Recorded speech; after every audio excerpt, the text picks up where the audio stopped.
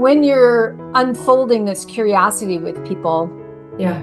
and there's an inherent, do I trust it or do I not trust it? How do we help cultivate what can I really trust from my inner knowing? Yeah. Yeah. Oh, you really loving this. Yeah.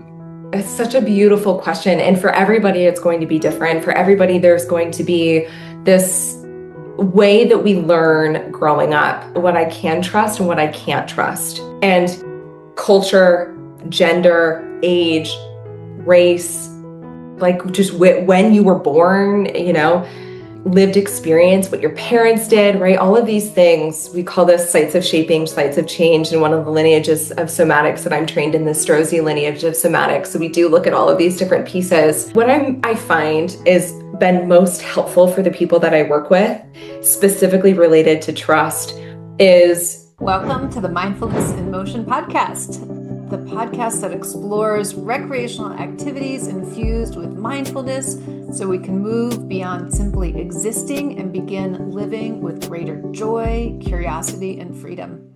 I'm your host, Corey Micah, and today I have Stephanie Nelson with us, a trauma-informed somatic coach, a nervous system practitioner, and founder of the Stress Healers. Stephanie teaches that movement doesn't have to be intense or athletic to be transformative.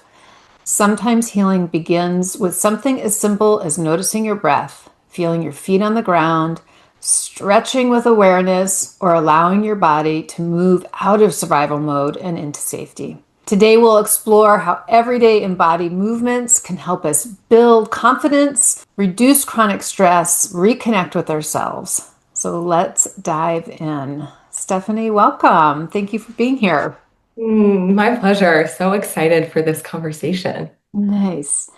Now, before we officially started in our conversation, I made note that you did something that taps into what I just sort of read and talked about.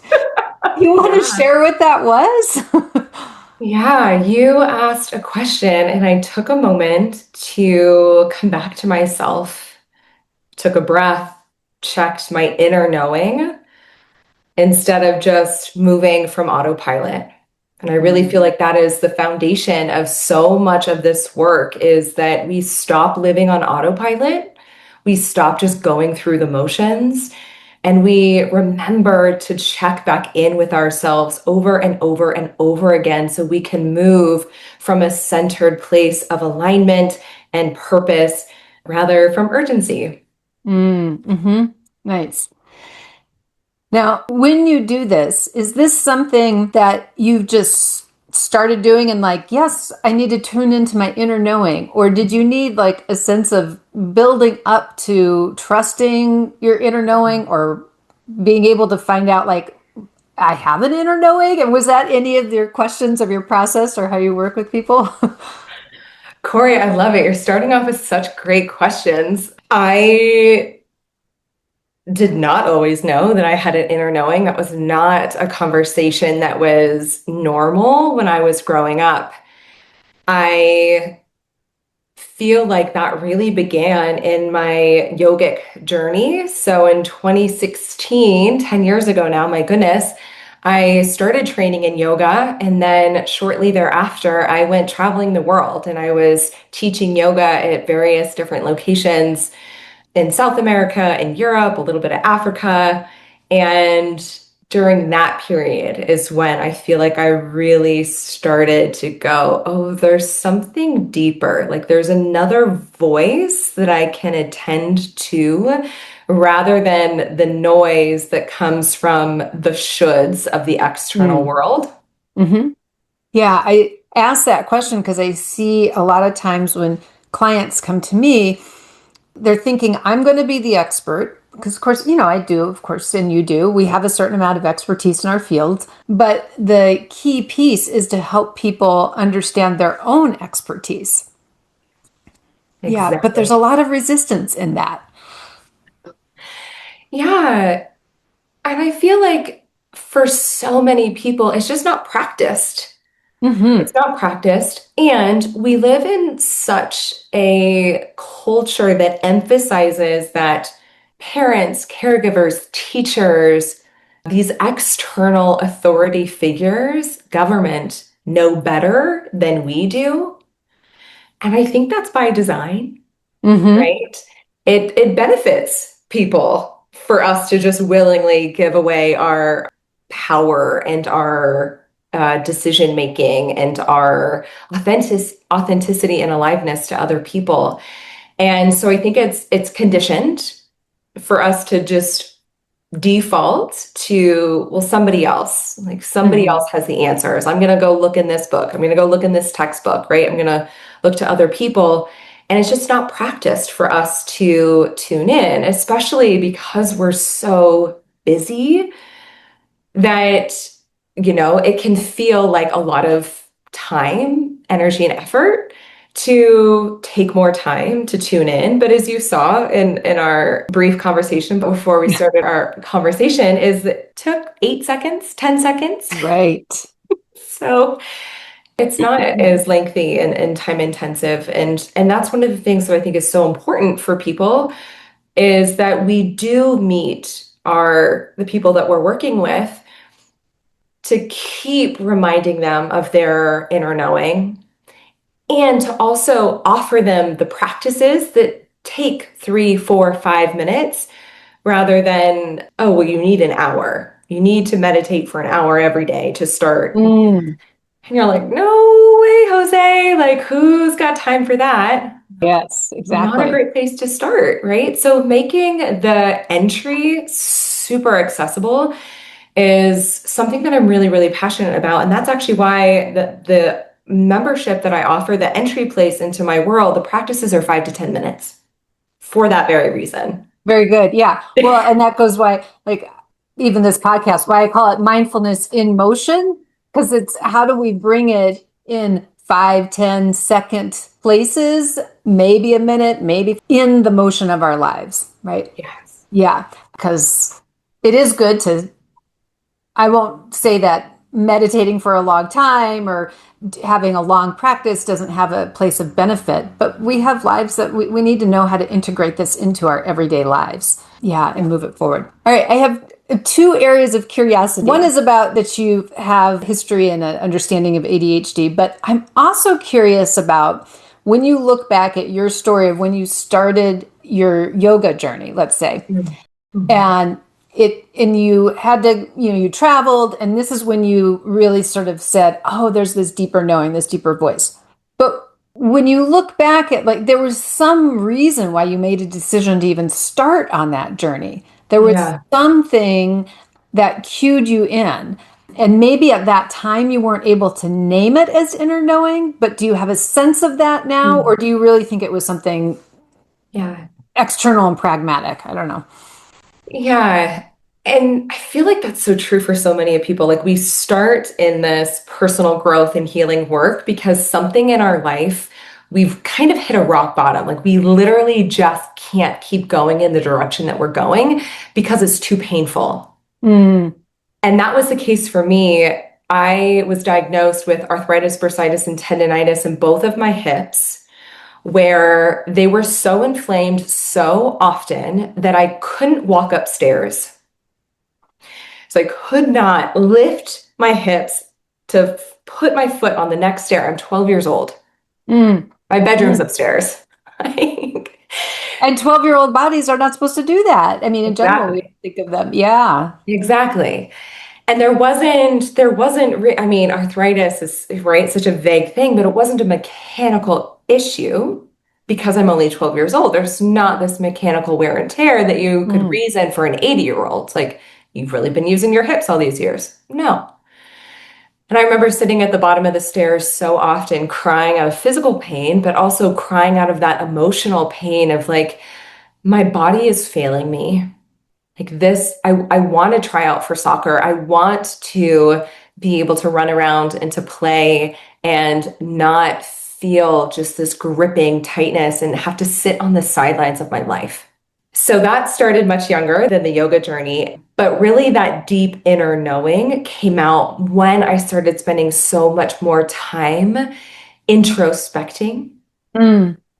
And I love that practice. I love yoga for that because it is meditation in motion, where Yes. we are moving our bodies, but in a very intentional, mindful way. So often, so many people come to me because they're like, meditation just doesn't work. And I'm like, yeah, for so many people, meditation is not at all where I would guide you, probably for years. And that's not because meditation doesn't work. It just doesn't work for you right now. Yeah. So yoga is a great alternative because you are moving so much of the nervous system survival energy. So many people are familiar with fight or flight, that sympathetic mobilizing this energy that's protecting you, but it wants to move. And so to sit down and be like, I'm going to just stop moving and be super still can feel really at odds and really a lot of tension there because your body's natural wisdom is, I want to move this energy. Yes.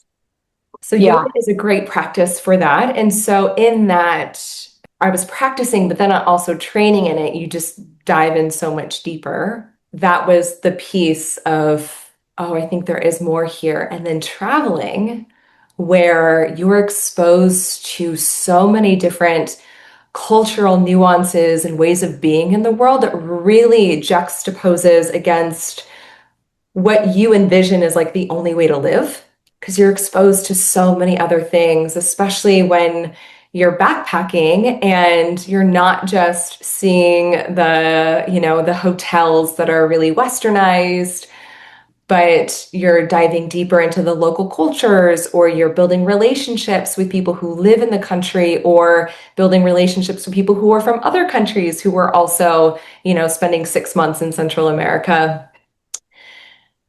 Yeah. So hang on, I'm going to pull us in here because we went from the 12-year-old who couldn't walk upstairs to the whatever old you were when you're backpacking through different Yeah. places.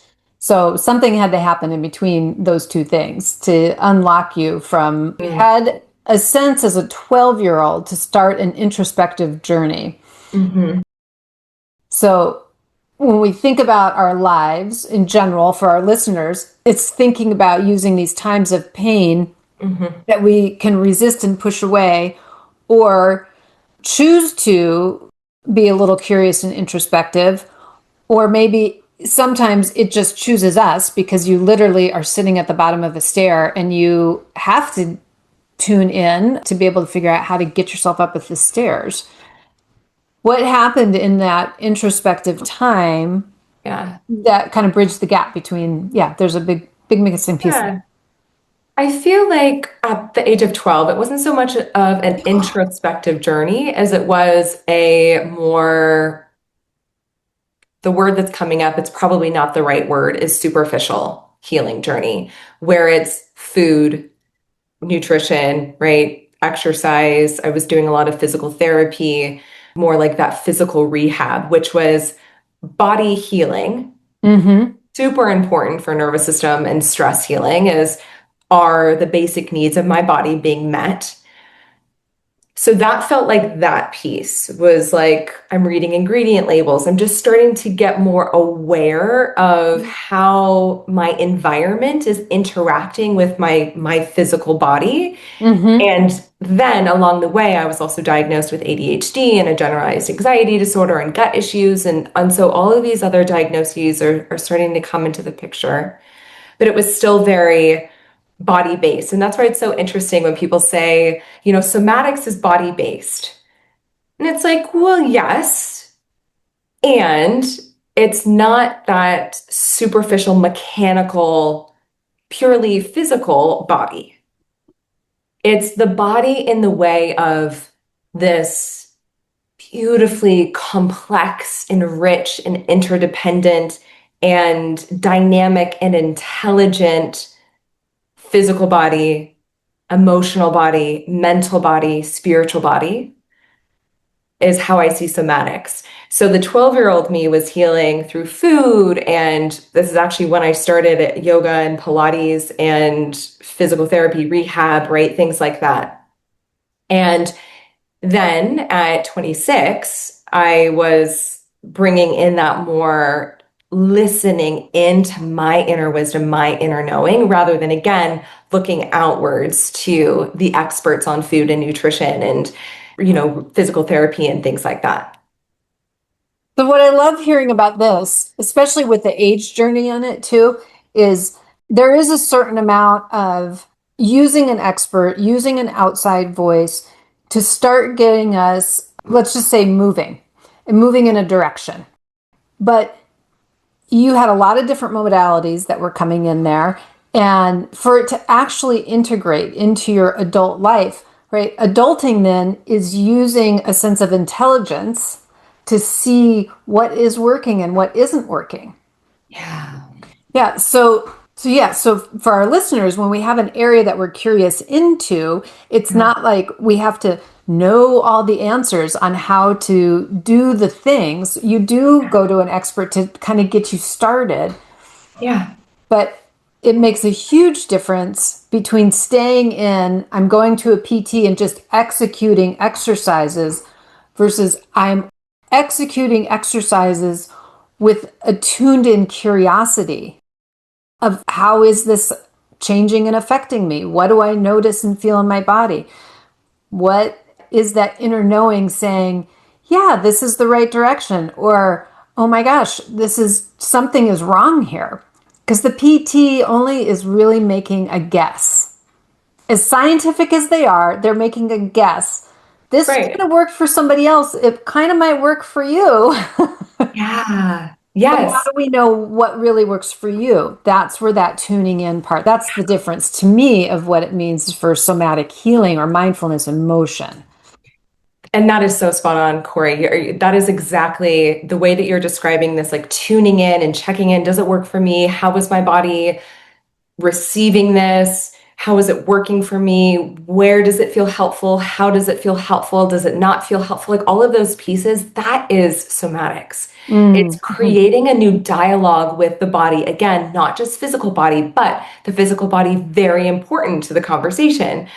That we can, oh, there's a tightness here, there's a bracing here, my jaw I'm clenching my jaw when I'm doing this thing. Oh, interesting, right? Meeting it with curiosity.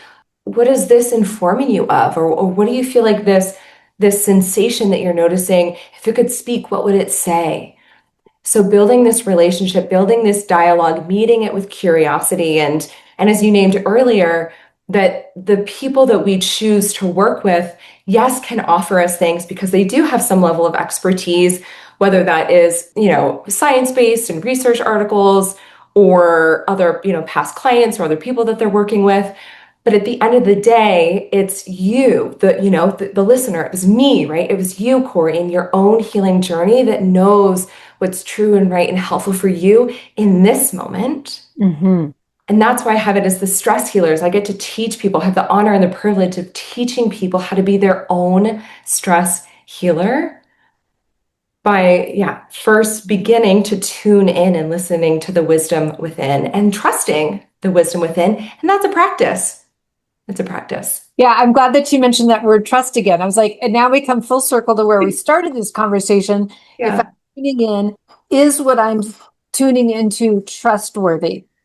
And the way society, and maybe I'll say particularly for women, I mean, there's particularly for women, but in all different kinds of cultural cohorts, there are different rules that different cultural cohorts are given that is, I don't know, organizes society, I guess. So there's Yes. some usefulness perhaps to it, but it's also a way that we're really taught not to trust ourselves. So when you're unfolding this curiosity with people Yeah. and there's an inherent, do I trust it or do I not trust it? How do we help Mhm. cultivate what can I really trust from my inner knowing? Yeah. Yeah. Oh, you really loving this. Yeah. It's such a beautiful question. And for everybody, it's going to be different. For everybody, there's going to be this way that we learn growing up, what I can trust and what I can't trust. And culture, gender, age, race, like just when you were born, lived experience, what your parents did, right? All of these things, we call this sites of shaping, sites of change, and one of the lineages of somatics that I'm trained in, the Strozzi lineage of somatics. So we do look at all of these different pieces. What I find is been most helpful for the people that I work with, specifically related to trust, is that there is inherently polarities inside of us. Mm. There is a part of us that wants to be brave and wants to try new things. And there's a part of us that goes, heck no, no, we're not doing that. And they will always exist. And what's been some of the most profound and transformational work, and this is really pulling a lot from internal family systems, if people are familiar with that, another lineage I'm really well trained and practiced in, is then having that be its own somatic practice, and we get to have dialogue and exploration, is like bringing all of the parts that are around this particular topic, inviting them to the conversation, and we often will feel them as body sensations or emotions. And so bringing everybody together and being like, what the heck is going on? Mm. And by showing up, by keep having these conversations, I have clients who want to do the conversation like one and done. And they're like, well, we worked on it. I just want it to be over and done with. And you're like, okay, yeah, but you've been doing this for like 35 years. So some of these parts, energies, and qualities have more to say, more to Mhm. share, more that they need you to see, more complexity. Because it's not always so straightforward. It's not so black and white of like, I just am going to do this new thing, right? I'm Yeah. going to take up this new habit. I'm going to try this new hobby. I'm just going to be this new way of being in the world. There is that pull, there's that impulse, there's that longing and desire. And there's also things that are at odds with it or don't want that to happen for really good reasons. Hmm. Yeah.